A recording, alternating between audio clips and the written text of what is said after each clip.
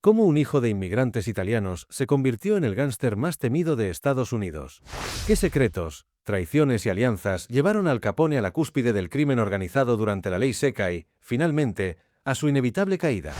Acompáñanos en Rostros de la Historia Universal a descubrir la fascinante vida de Al Capone, el gángster que dominó Chicago durante la ley seca. Desde su ascenso en las calles de Brooklyn hasta su caída en Alcatraz, exploramos las alianzas, traiciones y secretos que forjaron su imperio criminal. Una historia de poder, carisma y tragedia que marcó un capítulo inolvidable en la historia de Estados Unidos. ¿Estás listo para conocer al verdadero Scarface? Los orígenes humildes de una leyenda. Imagina las bulliciosas calles de Brooklyn a finales del siglo XIX, donde los ecos de las conversaciones en italiano se mezclaban con el ruido de los carritos de frutas y los gritos de los vendedores ambulantes. Es en este ambiente vibrante pero hostil, en un barrio repleto de sueños truncados y esperanzas a medias, donde nace Alphonse Gabriel Capone, el 17 de enero de 1899. Su llegada al mundo ocurrió en un hogar modesto, el de Gabriel Capone, un barbero que pasaba largas horas perfeccionando cortes, y Teresa Raiola, una costurera con manos incansables que trabajaba para mantener a su numerosa familia. Los Capone, como muchos inmigrantes italianos, llegaron a Estados Unidos buscando un futuro mejor, pero se toparon con una realidad marcada por la pobreza y la discriminación. En un mundo donde el apellido que llevabas podía cerrarte puertas, el pequeño Al aprendió desde niño que la supervivencia requería algo más que trabajo duro. Con sus ojos oscuros y su mirada desafiante, Al mostró desde temprano un carácter inquebrantable. Era un niño que observaba más de lo que hablaba, y que aprendía rápido en las esquinas de Brooklyn, donde los códigos de las calles eran más efectivos que cualquier lección escolar. Pero este carácter fuerte también era un arma de doble filo. A los 14 años, su temperamento lo llevó a golpear a una profesora que lo humilló frente a sus compañeros. Fue un acto impulsivo, pero decisivo. Tras ser expulsado de la escuela, Al dejó atrás la posibilidad de un futuro convencional. Las calles se convirtieron en su nueva aula. Aquí no había pizarras ni libros, solo reglas dictadas por la lealtad y la fuerza. Al pronto descubrió que las pandillas de Brooklyn ofrecían algo más que peligro. Representaban una oportunidad para destacar, para ser alguien en un mundo que no dejaba espacio para los débiles. ¿Qué lleva a un chico de 14 años a entrar en un mundo de crimen y violencia? Tal vez la necesidad de sentirse respetado, de tomar el control en un entorno donde parecía que todo estaba en contra. Con el tiempo, Al comenzó a rodearse de figuras que moldearían su destino. Entre bromas, apuestas y cigarrillos, se forjaron las primeras alianzas de quien sería conocido como Scarface. Sin embargo, en ese momento era solo un adolescente tratando de encontrar su lugar en un mundo donde las oportunidades legítimas escaseaban. ¿Quién iba a imaginar que este joven, hijo de un barbero, se convertiría en el rostro del crimen organizado en América? De las calles de Brooklyn a los salones del poder criminal, el ascenso imparable de Al Capone. Imagina el bullicio de las calles de Brooklyn a principios del siglo XX.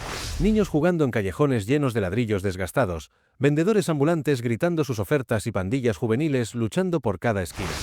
En este entorno caótico y despiadado, un joven italoamericano llamado Alphonse Capone, apenas un adolescente, comenzaba a labrar su destino. Desde muy temprano, Al entendió que el poder no se pedía, se tomaba. Su inteligencia natural y su instinto para liderar lo destacaron en las pandillas locales como los Brooklyn Rippers, y más tarde, en la temida Five Points Gang. Fue allí donde conoció a Johnny Torrio, un hombre con la visión de un estratega y la sangre fría de un depredador. Torrio no solo vio en Capone un potencial extraordinario, sino que también se convirtió en su mentor, enseñándole una lección crucial. En el mundo del crimen, la violencia era solo un instrumento, pero el verdadero poder residía en el control, la influencia y la apariencia de respetabilidad. Fue en medio de este ambiente peligroso donde Al Capone obtuvo el apodo que lo perseguiría toda su vida, Scarface. Una discusión con un mafioso, Frank Galluccio, terminó en una pelea que dejó una marca permanente en su rostro. Aunque odiaba este sobrenombre, supo convertir su cicatriz en un símbolo, una parte de su leyenda que lo hacía tanto temido como reconocible. Con cada paso, Capone iba forjando no solo un nombre, sino un mito. En 1919, Torrio vio una oportunidad que cambiaría sus vidas para siempre. Chicago, una ciudad que vibraba al ritmo de la ley seca. Con la prohibición del alcohol en Estados Unidos, el contrabando y la destilación ilegal se convirtieron en industrias clandestinas más lucrativas que nunca. Torrio invitó a Capone a unirse a él en esta nueva frontera del crimen organizado, donde el dinero fluía como el whisky en los bares clandestinos. Fue una propuesta irresistible. Cuando Al Capone llegó a Chicago, quedó impresionado por su vastedad y por las oportunidades que ofrecía. En pocos años, se convirtió en el cerebro detrás del Chicago Outfit, una organización criminal que transformó el contrabando de alcohol, la extorsión y el juego en un imperio multimillonario. Pero no era solo la brutalidad lo que lo distinguía, era su carisma magnético y su capacidad para controlar tanto a sus aliados como a sus enemigos. Se movía entre el lujo y la violencia con una facilidad escalofriante, frecuentando los mejores clubes y restaurantes mientras eliminaba sin piedad a cualquiera que osara interponerse en su camino. Capone aprendió rápidamente que para dominar Chicago no bastaba con intimidar, había que conquistar. Compró políticos, jueces y policías, consolidando su control no solo sobre las calles, sino también sobre las instituciones que debían mantener el orden. Al hacerlo, se convirtió en una figura que simbolizaba tanto la corrupción como la ambición desmedida de su época. Pero detrás de su imagen de hombre de negocios respetable se escondía un gángster despiadado. En cada decisión, en cada alianza y en cada traición, Al Capone demostraba que estaba dispuesto a hacer lo que fuera necesario para mantenerse en la cima. Su ascenso no solo marcó una época dorada para el crimen organizado, sino que también lo colocó en el ojo público, convirtiéndolo en una figura legendaria que representaba tanto el glamour como la brutalidad del bajo mundo. El ascenso al poder absoluto, el reinado de Al Capone en Chicago. Imagina una ciudad vibrante pero plagada de sombras, donde el sonido del jazz llenaba las calles mientras los murmullos de sobornos y acuerdos oscuros resonaban en los despachos del poder. Esa era Chicago en los años 20, un terreno fértil para los audaces y despiadados, un tablero de ajedrez donde las piezas se movían al ritmo de la corrupción. Y en el centro de este caos, como un maestro estratega, estaba Al Capone, un hombre que entendió que el poder no se tomaba, se moldeaba.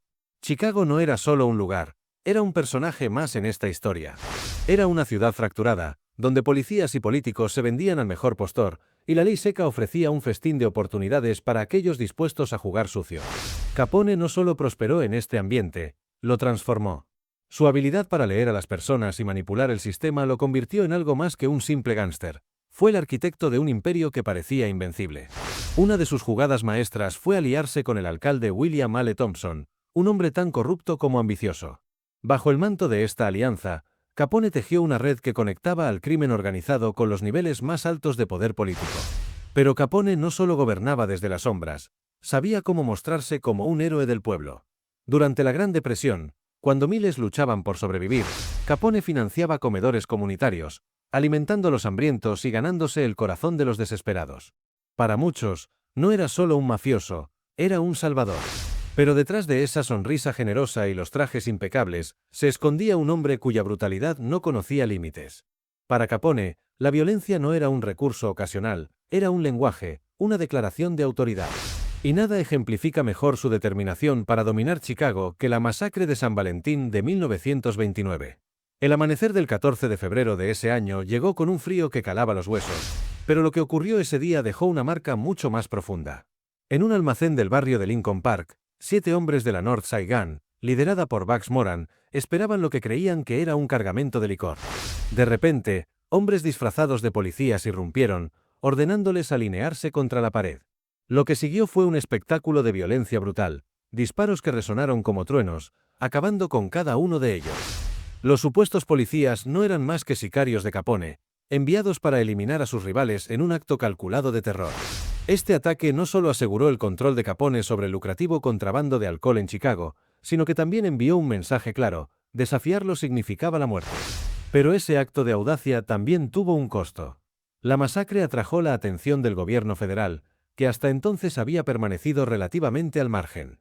Ahora, los ojos de Washington estaban sobre él. Capone se había elevado a las alturas del poder absoluto, pero en ese momento, las primeras grietas comenzaron a aparecer. ¿Cómo alguien que parecía invencible enfrentaría las fuerzas que lentamente se alinearían para destruirlo? El ascenso de Al Capone no fue solo un capítulo de la historia, fue una ópera de ambición, poder y sangre, con un hombre que entendió que, para reinar, debía combinar carisma con brutalidad. Y aunque su reinado parecía eterno, cada acto de violencia sembraba las semillas de su caída. ¿Qué tan lejos puede llegar alguien cuando su imperio está construido sobre la sombra del miedo? La caída del imperio de Capone. El fin de una era. En el corazón del Chicago de los años 30, el imponente imperio de Al Capone comenzaba a tambalearse. El hombre que alguna vez había sido intocable, que había gobernado la ciudad con una mezcla de carisma y brutalidad, ahora enfrentaba a un enemigo que no podía sobornar: la justicia implacable. Eliot Ness y su equipo, los Intocables, eran una fuerza como ninguna otra. Jóvenes, incorruptibles y determinados, habían jurado derribar al hombre más temido de Estados Unidos, no con balas, sino con pruebas. Pero ¿cómo enfrentarse a un hombre cuyas huellas delictivas estaban enterradas bajo el miedo y el silencio? Ness sabía que la clave no estaba en los crímenes sangrientos que adornaban la leyenda de Capone, sino en algo mucho más simple y contundente: el dinero. Sigue el rastro del dinero, decían, y eso hicieron. Después de meses de investigaciones meticulosas, lograron dar con una verdad que Capone no podía ocultar: su riqueza no pagaba impuestos. Fue un golpe quirúrgico al corazón de su imperio. En 1931, el poderoso Capone fue condenado no por sus brutales asesinatos ni por el contrabando de alcohol que financiaba su lujoso estilo de vida, sino por evasión fiscal. Era un final irónico para un hombre que había amasado una fortuna explotando las grietas del sistema. El juez no mostró clemencia. 11 años de prisión, sentenció. Y así, el hombre que había dominado Chicago fue enviado a la penitenciaría de Atlanta. Pero incluso allí, el alcance de su influencia seguía intacto. Se hablaba de una celda más cómoda, comidas especiales y privilegios que ningún otro recluso podría soñar. Sin embargo, esos rumores llegaron a oídos de las autoridades, y fue entonces cuando el destino de Capone dio un giro sombrío. Fue transferido a Alcatraz, la prisión de máxima seguridad, conocida como La Roca. Imagínalo, un frío amanecer en la bahía de San Francisco. Las olas rompen contra las rocas de una isla desolada. Alcatraz, un lugar construido para quebrar incluso a los más fuertes, esperaba a Capone. Aquí no había favores, no había aliados. Era solo un número más en una prisión que se enorgullecía de ser la fortaleza más impenetrable de su tiempo. Para un hombre acostumbrado a lujos y poder, este era un castigo peor que la muerte. Pero no fueron solo las paredes de Alcatraz las que empezaron a destruir a Capone. Una vieja enemiga, una enfermedad que había contraído años atrás, comenzaba a ganar terreno: la sífilis. Avanzaba implacable, erosionando tanto su cuerpo como su mente. Los síntomas se manifestaban de formas crueles. El hombre que había calculado con precisión sus movimientos estratégicos ahora olvidaba detalles simples. Sus días de control absoluto quedaban atrás, y lo que quedaba era una sombra del gángster que una vez había aterrorizado y fascinado a partes iguales. En sus últimos años en la prisión, Capone pasó de ser un titán a un prisionero vulnerable. Algunos compañeros de celda decían que hablaba solo, otros que tarareaba melodías que nadie reconocía. En una ocasión, fue atacado por otro recluso, una humillación que habría sido impensable en los días de su reinado. La caída de Al Capone no fue rápida ni gloriosa. Fue lenta, degradante y marcada por un deterioro físico y mental que simbolizaba el precio de su vida de excesos y crímenes. En 1939, fue liberado anticipadamente debido a su delicado estado de salud. Regresó a su mansión en Palm Island, Florida, donde pasó sus últimos años recluido, rodeado de su familia pero aislado del mundo que una vez gobernó. La sífilis había reducido su mente al estado de un niño, un destino trágico para un hombre que había sido temido y respetado por igual. El 25 de enero de 1947, Al Capone murió a los 48 años. Su cuerpo quedó en reposo, pero su nombre siguió vivo, grabado en la memoria colectiva como un símbolo del crimen organizado y una advertencia de las consecuencias inevitables de una vida dedicada a la corrupción y la violencia. Un legado de crimen y leyenda. Su historia ha inspirado obras como Scarface, tanto la película original de 1932 como su icónico remake de 1983, que aunque toma libertades creativas, captura la esencia de su ascenso y caída. También dejó su marca en Los Intocables, 1987, donde Robert De Niro interpreta a un Capone imponente, enfrentado por Eliot Ness, en una de las representaciones más memorables del enfrentamiento entre crimen y justicia. En la literatura, su vida ha sido documentada y analizada en libros como Capone, El hombre y la era de Laurence Berggreen, que explora su impacto tanto como criminal como figura cultural. Hoy, su legado sigue lleno de contradicciones. Un criminal implacable que también fue visto como un filántropo por los más necesitados, un hombre que se creyó invencible y fue derribado por algo tan simple como la evasión de impuestos. Su caída nos recuerda que incluso los más poderosos no pueden escapar de las consecuencias de sus actos. ¿Qué habría sido de Capone si su inteligencia hubiera sido usada para construir en lugar de destruir? Estas preguntas, cargadas de reflexión, resuenan en los rincones de la historia, invitándonos a explorar las luces y sombras de la ambición humana. Descubre más relatos fascinantes sobre los personajes y eventos que definieron nuestra historia en Rostros de la Historia Universal. Dale me gusta, comenta y comparte este vídeo para que más personas puedan disfrutar de estos relatos llenos de misterio y emoción.